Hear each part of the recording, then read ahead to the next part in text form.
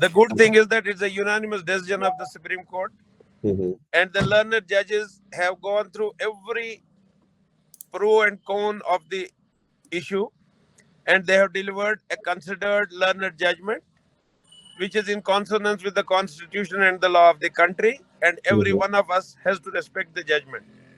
And the judges have already said that they would not be concerned about what happened in J&K after August 5, 2019.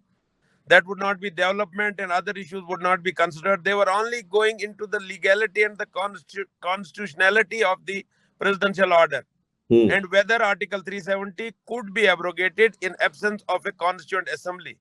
The Supreme Court has held that it could be abrogated, that the Parliament of India is supreme to any other legislature in the country, and that the president did not act in any way, in any malified manner, to pass on the order. The suspense that loomed around this place, whether whatever was done after August 5, 2019 would be reversed, or whether the things here would go back and we would have to start from square one.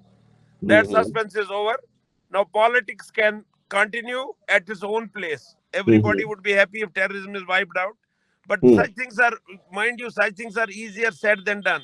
True.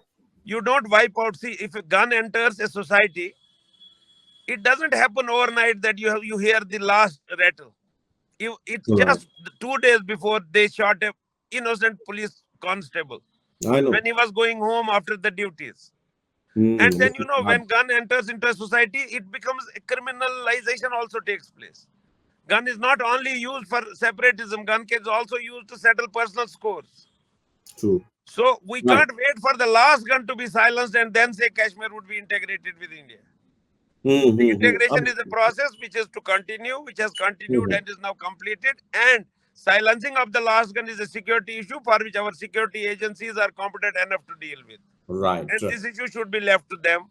And as far as politics is concerned, every political party will try to see it from its political prism. As far as the political members are concerned in this Jammu and Kashmir, I mean, we just heard rumors which were driven away by Manoj Sinha also, the governor, that several political leaders were taken under house arrest. Is that anything that you are picking up from the ground there? I will tell you one thing. I will tell you, it's always, a politician can be taken out of politics, but you can't take politics out of a politician. So they will try to draw their mileage. I understand. Yes. But I am under house arrest. Then what would happen if she would not be under house arrest? What would the heavens come down? If she were under house arrest, nothing would happen. If she were not under house arrest, nothing will happen. Nothing would happen. So yeah. Okay. And I am telling you, I am this time in the middle of the city and life is going on as normally as it could ever go in Srinagar.